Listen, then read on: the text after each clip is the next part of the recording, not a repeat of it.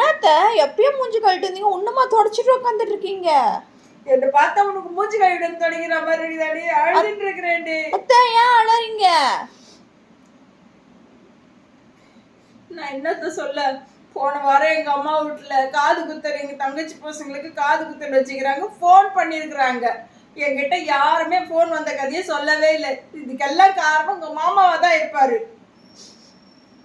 Phone பண்ணி என்கிட்ட phone கொடு, ஃபங்க்ஷன் சொல்லிடுறேன்னு இருக்கிறாங்க. இல்ல நானே சொல்லிடுறேன் அப்படின்னு சொல்லியிருக்கிறாங்க. அம்மா என்கிட்ட சொல்லவே இல்லை, சொல்லாம மறைச்சிருக்கிறாங்க. இல்லாம போனதும் அவருக்கு தான் காரணம்.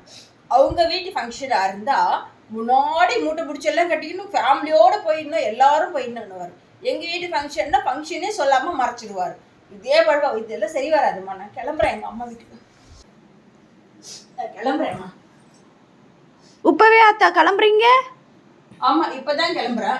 அத்தை உங்களுக்கு போகும்போது மறக்காம அந்த பிங்க் நைட் எடுத்துன்னு போங்க அத்தை, போட்டு அழகா இருக்கும் அத்தை.